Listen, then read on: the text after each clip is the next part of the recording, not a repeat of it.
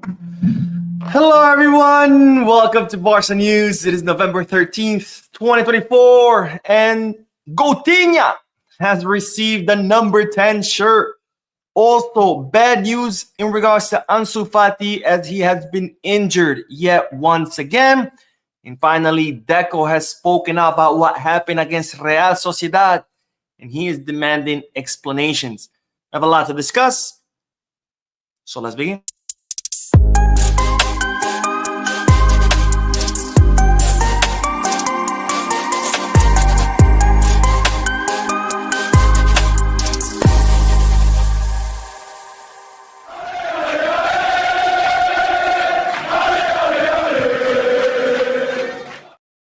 Hello, everyone. Welcome to the channel. My name is Mo. This is the Barca News live podcast, which is on every Mondays, Wednesdays, and Fridays, usually at 6:30 p.m. Eastern Standard Time. Today, we're starting a little bit late because I just got out from work. But nonetheless, I'm here, ready to give you the news. And as always during the podcast, I'm ready to read your comments in the chat section. So leave them in the chat section so we can all have a discussion. I can answer your questions, and we can just have a great time. For those of you who will be watching when the podcast ends, I will be putting timestamps in the description and chapters in the timeline in case you do want to skip through all the discussion. Having said all that, make sure to hit the like button, subscribe to the channel, drop a comment. If you are looking for any Barcelona jerseys or merchandise, make sure to hit the Gold Kids, Kit Bag, or Fanatics. If you are looking to place any sports bets, make sure to bet us. All links are in the description. You click on them, you'll be helping supporting this channel, but you'd also be helping yourself because you do get some access to some pretty cool deals, offers, and discounts, especially with the holidays right around the corner. All right, let's begin with the news. And as always, the first segment of news has 3 bits of news all combined together, starting with, let's talk about the FIFA international break because, ladies and gentlemen, Coutinho will wear the number 10 jersey for Brazil during this international break. The legendary number 10 Brazilian shirt worn by the likes of Ronaldinho, Rivaldo, and of course, Pelé. So congratulations to Coutinho, who'll be wearing this legendary shirt for this honor of wearing this legendary shirt. Of course, he absolutely deserves it, given the incredible form that he's having this season. He's already surpassed his numbers from last season. He already has more goals and assists than last season, and we're only 2 months in. Absolutely incredible form by Raphinha. Well-deserved by Coutinho, getting to wear the number 10 jersey ahead of the likes of Vinicius, the Ballon d'Or winner, the beach ball winner, and also Rodrigo, which goes to show that Coutinho is indeed the best Brazilian player right now in all of Europe. So congratulations to Coutinho. And speaking of the international break, Pau Cubarsi, he has been called up by Luis de la Fuente. Originally, Pau Cubarsi was not called up because, as you know, he suffered that cut on his face. He has 10 stitches on his jaw. He had to play with a mask to protect that cut against Real Sociedad. However, Pau Torres has been declared injured. Pau Torres arrived in the Spanish training camp. He underwent medical exams. Turned out he was injured. So therefore, Luis de la Fuente has called up Pau Cubarsi in order to replace the injured Pau Torres. Now, of course, this is a great honor for Pau Cubarsi. He also deserves it because he's been having an incredible form this season. I'm sure he's very happy to represent his national team. However, the crazy thing about this is that Pau Cubarsi has not been training all these past days. Why? Because he's been sick. He's had a pretty bad flu. He's had high fever. He's been vomiting. He's been really sick.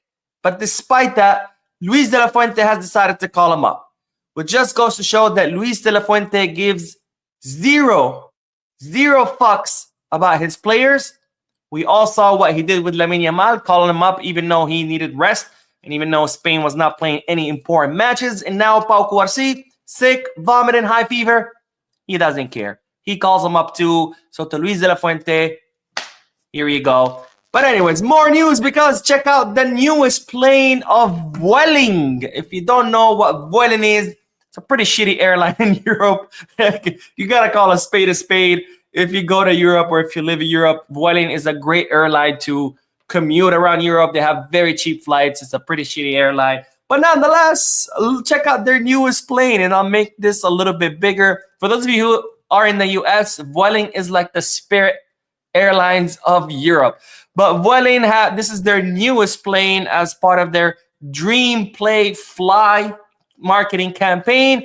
And they have the Barcelona Femeni players on there, the Blaugrana colors, and of course, the Barcelona crest. Now, in case you don't know or you don't remember, Barcelona signed a sponsorship deal with Vueling earlier this year. I think it was April. I made a video about it. And the sponsorship is between the Barca Femeni and the airline. And that made the Barcelona Femeni the first women's football team to have their own airplane. So when the Barcelona Femeni travel around, they travel in a Vueling airplane, the only women's team to have their own airplane. And of course, as part of the sponsorship, Vueling unveiling this plane with the Blaugrana colors, the Barcelona Femeni players, and of course the Barcelona crest. And Barcelona will get to fly high in the skies, not just metaphorically, but also literally through this plane. All right, let's do the chat section, and then we will talk about Ansu Fati's injury. Bad news on that front, and we do have to talk about it. Everything Smart says, hey Mo, Morgan from London, waited up to hear all the news regarding our club, Visca Barca. Visca Barca, my friend, and thank you. Thank you for staying up. I know it's pretty late there. I mean, imagine it's maybe 1:30 a.m. or 2:30 a.m. So thank you. Thank you for staying up, and thank you for your comment. And Adam says we should sell Fati. Enough is enough. I'll talk about Ansu Fati in a little bit. I don't want to get ahead of myself. Fitzroy Johnson says, I'm really sorry for Ansu. Things always get worse for him. This kid never gets a break. Real unlucky. Very, very, very unlucky. I'll talk about it in the next segment. So again, I don't want to get ahead of myself, but it is pretty sad what's going on with Ansu. And Mohammed says, hey Mo, looking forward to some happy news regarding our club, Visca Barca. There's some good news. Not always good news, but hopefully I don't get to disappoint you too much. Triple X says, Ansu is done. The sky was his limit, but now he's being crashed by a 4-foot room ceiling. Let's sell him for any amount we can get. Again, I'll talk about him in a little bit. And Fitzroy once again says, I truly wish that one day I could see that same amount of likes as the amount of people on the live. Come on, people, hit the like button. It only takes a second. Thank you, Fitzroy, for mentioning that. Yes, let's hit that like button. The like button actually goes a long, long way in helping the channel. When you hit the like button, the more likes the video gets, the more the YouTube algorithm promotes it to people who've never seen it. So a like button just takes a second. All you have to do is click, but it goes a long, long way in helping the channel. So please, guys, hit the like button. And thank you, Fitzroy, for bringing that up. And Triple X says, if Raphinha, who's that Raphinha? I've never heard of Raphinha. I've heard of Coutinho. Maybe that's who you're talking about. But if Raphinha can't run behind the lines, he's practically useless. We need Leao for his space and dribbling skills to open up defenses. Laporta wants him anyway. So naive. Barca fans can't sleep.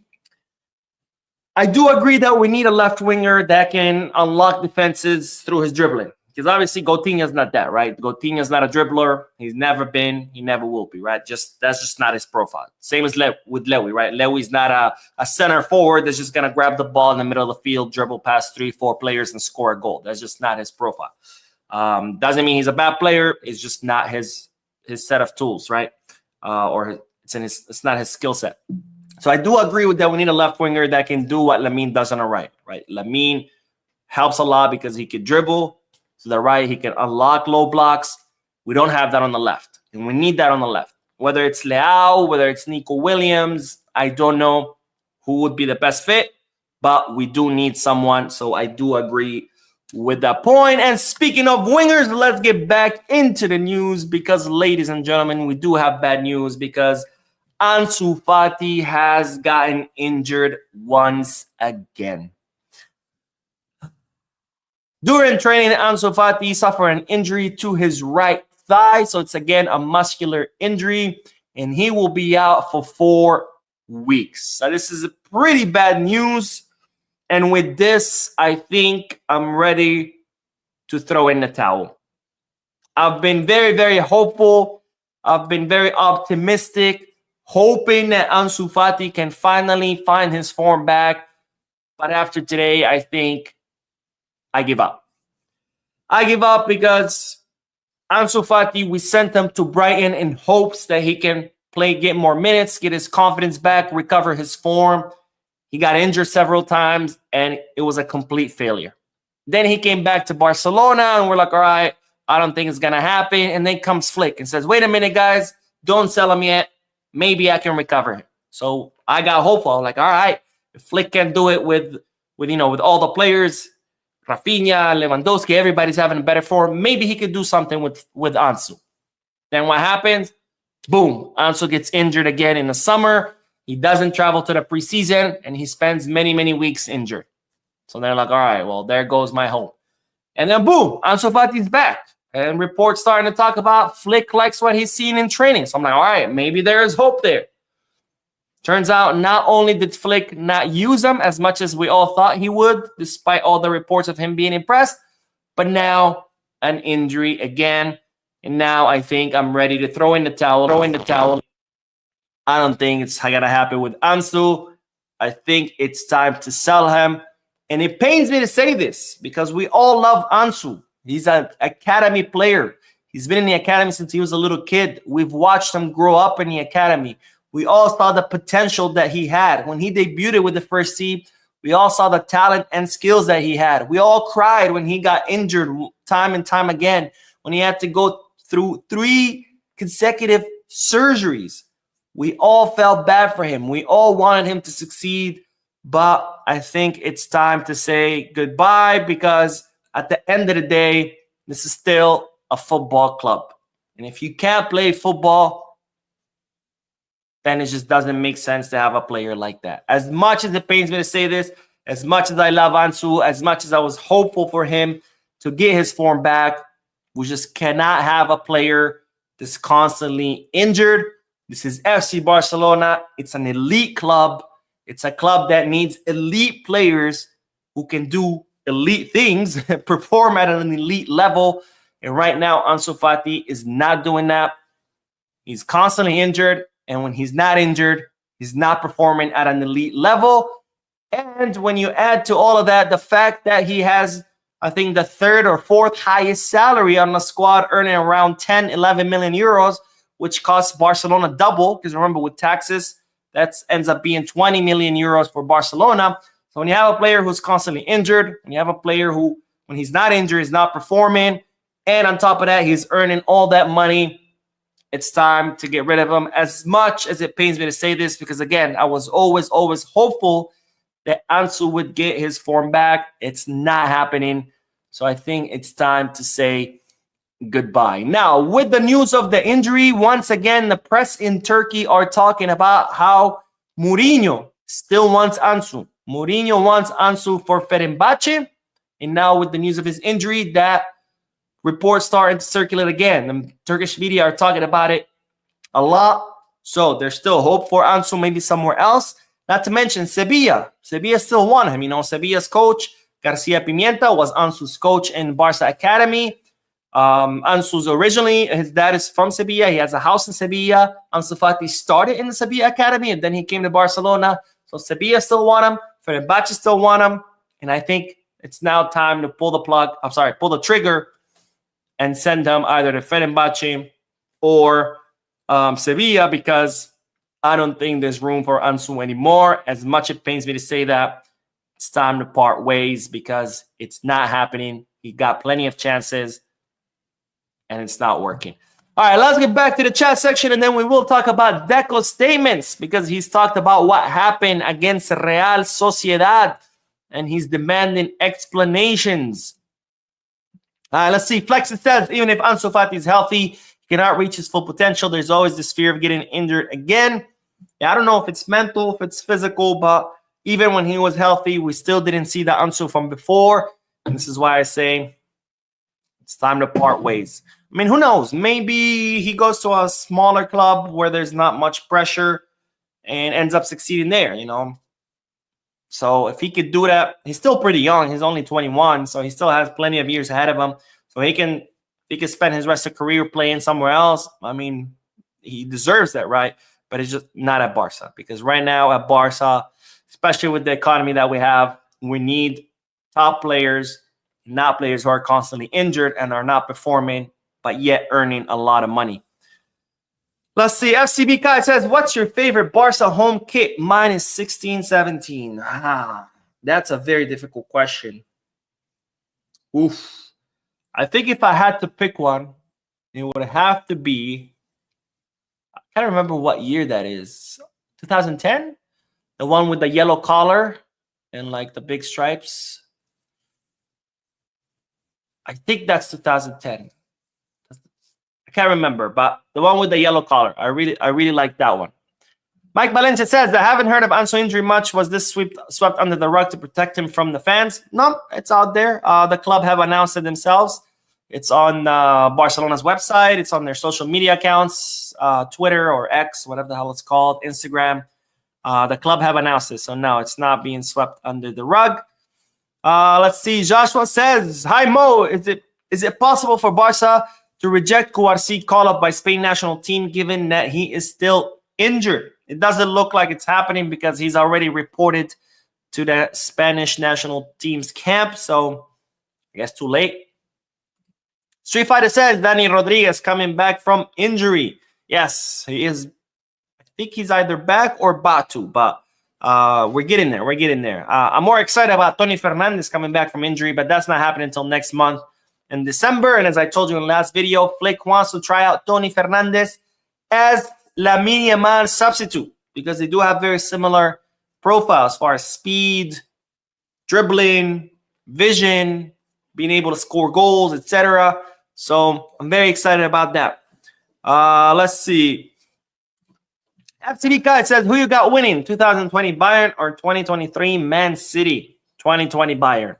I think any day. 2020 Bayern were just animals, man. They were just a whole nother team. Like it was like Pep's Barca almost. Obviously not as good because Pep's Barca for me will always be the best team of the 21st century. For now, right? The century is still long. But 2020 Bayern for sure. Let's see. Mike says, Cubarsi getting called up is a joke. The kid literally has stitches and needs rest. He isn't only Spanish CB. I agree. And remember, it's not just the stitches. He's been sick these past few days. He's had high fever. He's been vomiting. He's had the flu. But again, Luis de la Fuente once again showing us that he gives zero fucks about his players. Street Fighter says, is there anything wrong with Martinez? I did not see him on today's training section. Not that I'm aware. Not that I'm aware. I don't know. Maybe, I mean, they don't show you the whole training. They just show you snippets. So maybe they just didn't capture him. But not that I'm aware. Unati says, good morning. If Gabi, Bernal, Casado, and Frankie are fit, who do you select as starters? Don't you think it's time we should let Frankie leave and rely on our youngsters? Frankie wasn't impressive in our last match. Okay. If I had to, that's tough, man. I mean, Frankie, forget about it. I'm done with Frankie. I'm sick and tired of him. He's been inconsistent since we signed him. We spent a lot of money signing him. We've been spending a lot of money on his salary. He's been completely ignoring Barcelona's phone calls and attempts to renew his contract since the beginning of the year. I'm sick and tired of Frankie, so I'm not even going to count him. I'm just going to think about Gabi, Bernal, and Casado. That's really tough. I want to say Bernal and Casado. Yeah, I would go with Bernal and Casado. Ooh, but that's so tough because Gabi gives you so much too. But then also having Bernal and Casado next to each other, you talk about two defensive midfielders. So then your midfield becomes way too defensive. You still need. That's why the Casado Pedri works so well because Casado, is that defensive midfielder who can stay back and hold the midfield and allows Pedri to push forward, generate play, build plays, combine with his teammates, assist, score. But if you have Bernal and Casado together, then you just have two defensive midfielders. I mean, don't get me wrong, both of them still have really good forward passing. But I think I would go with Casado and Bernal. It's definitely a tough one. Again, I'm glad I'm not Flick because having to choose between all those players, I mean, Olmo, Frankie, Gabi, Pedri, Fermin, Casado, Bernal. And then we still have midfielders in the academy, like Guille Fernandez, who eventually is going to be another monster in the midfield. Noah Darvic is more starting to shine more as a winger, so I guess we won't count him. But then there's Unai Hernandez. We have a lot of midfielders and a lot of talented midfielders. So I'm glad I'm not Flick, and I'm glad I don't have to make that decision because that's definitely a tough one. But anyways, let's get back to the news, and then we'll do more comments. But let's talk about Deco. Because, ladies and gentlemen, the Barcelona sporting director has spoken about what happened with Robert Lewandowski's goal. Of course, I'm not going to review it. I've done several videos about it, how the offside wasn't really offside. But Deco has spoken out and demanded clarification from the Royal Spanish Football Federation, or the VAR, or the Committee of Referees, whoever the hell is in charge of this circus, because that's exactly what it is, one big circus. But this is what Deco had to say. We are still having controversial decisions like the one in Anoeta, which is surely not the right one. I don't understand, but if it is semi-automatic, it is not automatic. Someone has to press the button. There is something that they should explain to us. Why is it semi-automatic? I'm lost. I still don't know if the boots were yellow or black. We don't want to go there because we don't want to go with excuses. But there's a question. What happened? Where's the error? If there is an error. If not, it doesn't matter. Let them explain it to us. But they have to explain something because we are a bit lost. The truth is that it was a goal that was disallowed and they called it incorrectly. But from here on, football must evolve. Otherwise, we are lost. If it is a matter of semi-automatic control that in the end is useless, then we go back to the other system. So great point by Deco, which is something I mentioned before. Why is it called semi-automatic? Because someone is supposed to check it. If it was just a computer doing the analysis and bam, it tells you offside or not offside, then it would be just automatic, right? Computer does analysis, it gives you an answer. But no, it's called semi-automatic for that same reason that someone is supposed to check it. So what happened here? Did someone check it? Because we checked it. You and I checked it. We did a video about it. We did the last podcast. We went through shot by shot, and it's clear as day that it wasn't offside. So if me and you, right here, just with a simple computer and a mouse, just by zooming in, we could figure out that it wasn't offside. Where the hell were these VAR referees who have all these fancy cameras? More than 10 cameras extra have been incorporated to do this system. They have all these cameras, the sensors. You can zoom in, zoom out, speed it up, slow it down, change the ankles. All this equipment worth millions of euros. And they couldn't figure out that the computer made an error. But yet, me and you, who are just nobodies with just a simple computer, can figure it out. Why couldn't these refs? So great question by Deco. If it's called semi-automatic, but no one is checking it, then just eliminate it. Let's go back to how it used to be before. Just a VAR. Just the referee check it. Because otherwise, what's the point? Right? Now, Deco had more to say. That is not all. But he said, those in charge have to tell us something. We are not saying this because Barca has been harmed, but to improve. If it is a mistake, we have to find a solution and explain why they made a mistake and what can happen. The VAR had to make decisions clearer and make football easier for us, even for those watching at home, to understand it and have it explained to them. So again, another great point by Deco, who says, look, it's not about whether Barcelona was harmed or not. It's about making football better. Because at the end of the day, these technologies have been introduced to make football better, to make it more fair, to make it by the rules, to eliminate as many mistakes as possible. So why not continue to make football better by improving on these technologies? Just introducing a technology is not enough. Let's improve it. Let's perfect it. Let's get it to the point where there are no errors. And if there's an error, it happens once in a millionth of a time, one every million times. Why not? Why not? Why not improve? Why dig in on your mistake? Why doubling down on your mistake? Why refusing to check what happened and then learn from it and improve on it? When you defeated the purpose of this technology was introduced to make football better. So let's make football better by learning from our mistakes. It's not that difficult. But unfortunately, the referee in Spain is an absolute circus where they all just protect each other. They don't want to accept mistakes. They don't want to do anything. And they just want to fight with everyone else and just be right. And it's not about you. It's not about you being right. It's about the sanctity of football. And that's something that referees in Spain have completely forgot. They've made it about themselves. I want to be right. So F you. No matter what you tell me, no matter what proof you show me, I'm right, period. And it's not about you being right. It's not about the other person being right. It's about the sanctity of football. So be better. Do better for the sake of football and for the sake of the entertainment value that football has. Is that too much to ask? By the way, speaking of offside, Madrid media, since this whole happened in Anoeta, and all these YouTubers, all these idiots and personalities, they've all been like delivering the wrong message, saying, oh, Barcelona doesn't like it that they were caught offsides by a few millimeters.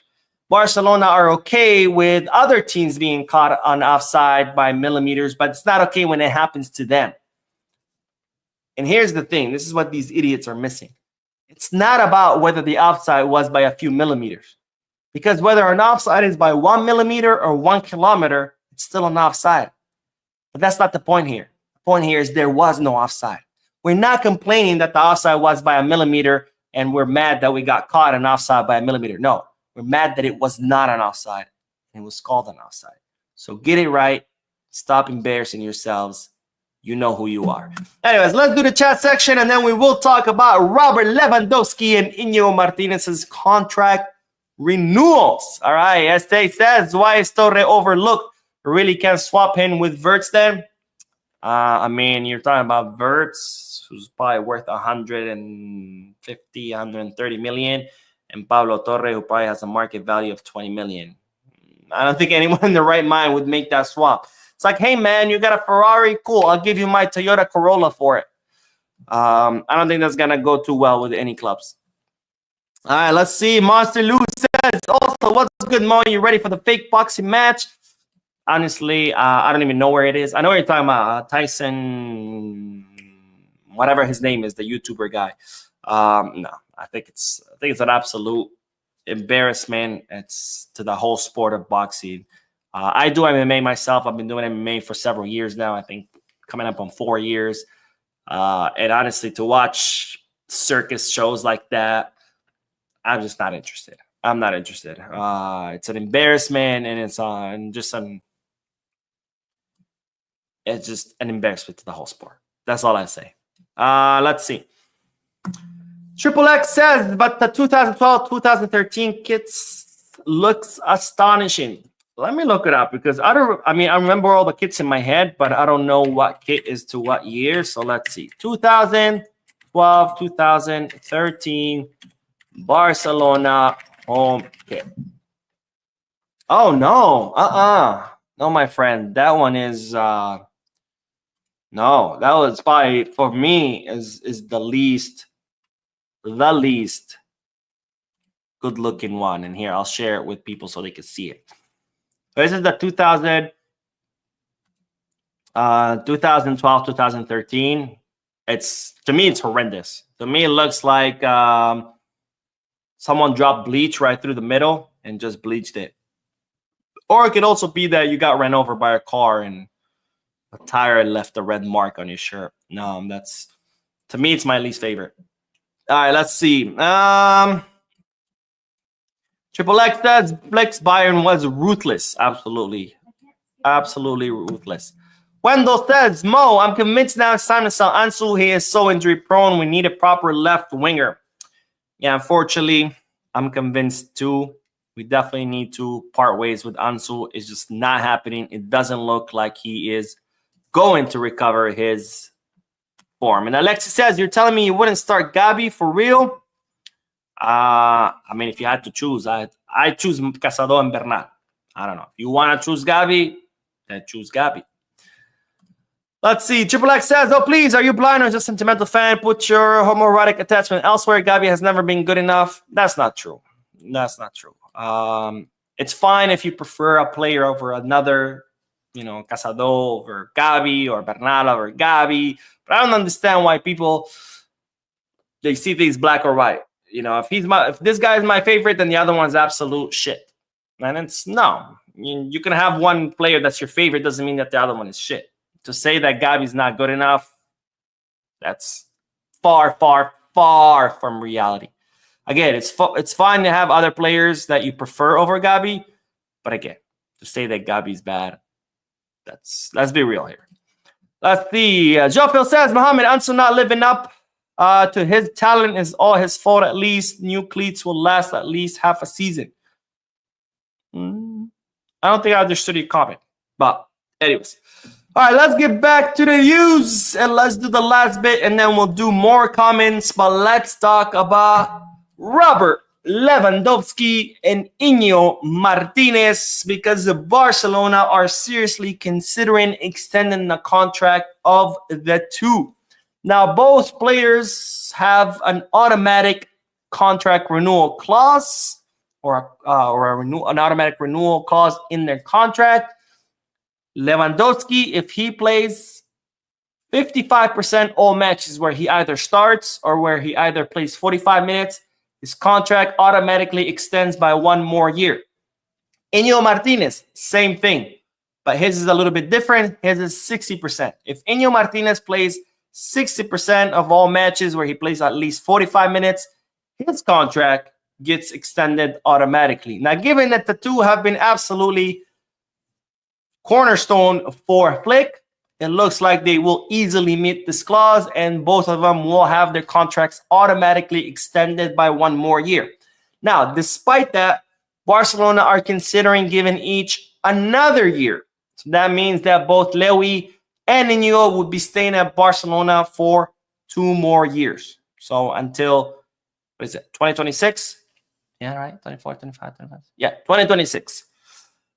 Which, of course, just goes to show how happy Barcelona, Hansi Flick, and the whole sporting area is with the two players, because they've been absolutely phenomenal. Lewandowski already scoring 19 goals, being the top scorer of La Liga by a mile. No one is even coming close to him. And then, of course, Inigo being that absolutely heart and engine of the Barcelona defense. And Barcelona want to reward the two of them with an extra year of a contract extension. And they also want to do it kind of for continuity, because Barcelona are in the market for a new CF, no doubt. But if Lewandowski were to leave this summer and then we get a new CF this summer, that center forward would be expected to immediately head the attack. But if you keep Lewandowski, then Lewandowski can continue on to those duties while the new center forward gets adapted, gets ready, starts getting more minutes, and then eventually they can swap and the new center forward be the starter and Lewandowski be on the bench. So that's another angle that why Barcelona are considering this, again, for continuity. That way there is no hard stop. All right, you're the center forward, boom, you're gone. And now, we got to get another one, so they can be a transition, in other words. So Barcelona considering the contract renewal of the two. Now, Inigo Martinez's agent was today in Barcelona. He met with Deco just to discuss, how things are going. And of course, the agent of Inigo expressing how happy Inigo is at the club, how happy he is with, what's going on under Flick, with the important role he's gotten under Flick. And of course, Deco expressing Inigo's agent how happy the club are with him and how happy Flick is with Inigo, because Inigo has been absolutely, to me, the best center back in all of Spain this season. All right, that is all the news. Let's do some comments and then we will end the live stream. And then later tonight, I will be uploading another video, because of course, as always, there's always news. Alexa says, do you think we need to start looking at Balde? He hasn't been producing much up front. He's felt the track runner several times and seems to be somewhat lazy in getting back. I don't think he's lazy at all. I think is that Balde has to cover the whole left flank by himself. And that's a lot. That's a lot for any player. Because Raphinha plays more as an interior. He plays in that space between the center back and the fullback. So that means that Balde is left to cover that entire left side of the field. That entire. He has to go all the way up to attack, come all the way back down and defend. And that's a lot. That's a lot for any player, so it has nothing to do with laziness. It's the fact that we don't have a left winger to help out with Balde. Kunde has been absolutely phenomenal on the right against Real Sociedad. There's no Lamine. So now Kunde was expected to cover the entire right side. What happened? Kunde had a bad match. Does that mean Kunde's bad? Kunde's lazy? We need to... No. It's to ask a player to cover that entire length of a field is too much for anyone. And Balde has been doing it the whole season so far. All right, let's see. Mike Valencia says that Chiringuito is the most biased Madrid news media outlet in Spain, and I always laugh when they talk about Barca. They are a bunch of clowns. I don't even know why they call themselves a news media outlet. They're not. It's a talk show. It's a pro Madrid talk show. Just call a spade a spade. Don't act like you're reporters who are, unbiased reporters who are objective. They're just there as a propaganda machine. That's what they are. They're a propaganda machine for Real Madrid. They only say good things about Real Madrid, even when they do bad things, and they only talk crap about Barcelona, even when Barcelona does good things. Am I surprised? No, that's part of the whole Real Madrid machine. It's not just the club itself. It's all the media outlets behind it. It's the politicians who are in Florentino Perez's pocket. It's everyone who's in power in the CTA, the Royal Spanish Football Federation, La Liga, all Madridistas. That's all part of it, right? That one big Madrid machine. But then they say Barcelona are the ones who are favored. Negreira, Barcelona. It's like, seriously, you literally control every lever of power in Spain. Not just the football level, but at the political level, at the press level, at every level, you control the powers of the levers of power. And you want to talk about, Barcelona get favored in Madrid, poor things. Sulaiman says it feels like most people watch football like Hollywood movies. How can you say Gavi is not good enough? I agree. Kenneth says, can Olmo play as number 9 when he was brought in? I kept hearing that he could play any position on the front. He technically can. He can play as both wings and as a false 9. But his better position is as an attacking midfielder. Matt Gamer says, UCL Final 2025, Barca versus Liverpool. I want revenge against Liverpool for 2019. Take it easy. Let's make it out of the group stages first, or the league stage, whatever the hell it's called now under the new format. And then we can talk about finals. Wendell says, what really happened to Pau Victor? It seems he no longer has a chance in the first team. I mean, something must be going on. If Flick is not playing him, maybe he's just not convincing him. Or maybe it's because just Lewy's form has been, out of this world. So maybe that's why too. So why bench a center forward who's scoring you, what is it, an average of 1 point something goals per match, and risk not getting that? I don't know. And let's says, Mo, who would you prefer between Gyökeres and Omar Marmoush? Woo! That's hard.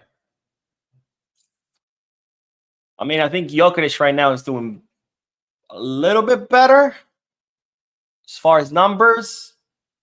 Actually, no, not even. I think I would go with Omar Marmoush.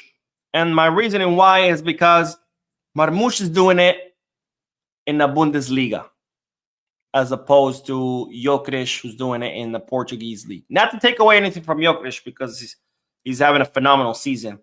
But it is a little bit more difficult to do what Marmoush is doing in the Bundesliga as opposed to what Gyökeres is doing in the Portuguese league. I also prefer Marmoush because he's more versatile. He can play on both wings, not just as a center forward. So that always helpful. And because he will be cheaper, right? They're saying 40, 45 million. Gyökeres, we're talking about 75 million, and that's before the bidding war, because there's going to be a bidding war for him. And who knows? His price might get pushed up even more. But good question. SA says, you want Alphonso Davies? He's top. He sure is, but I don't think Davies wants Barcelona. I think he really wants Madrid. And not to mention, again, he wants 20 million in salary, wants 50 million in signing bonus. And it's like, no money for that. Hart says, Mo, who will you choose, Leao or Nico Williams? Woo! That's another difficult question. Leao obviously is a lot more talented than Nico, but Leao has been very inconsistent. Now, Nico has had inconsistent moments as well. Don't get me wrong. I feel like Leao has had more inconsistencies. Now, even though Leao is more talented, I feel like Nico would fit better. Because Nico's has more the characteristics of a player that could succeed in the Barcelona system as opposed to Leao. Also, Nico gets along with a lot of the Barcelona players. And believe it or not, that's very important, right? Chemistry in the locker room and on the field is very important. So the fact that Nico is, really good friends with Lamine, with Balde, with Cubarsi, that would help a lot. I would be afraid that if Leao comes, given how big of a star he is and how much aura he has, I would be afraid that inserting a player like that into the locker room would disrupt things.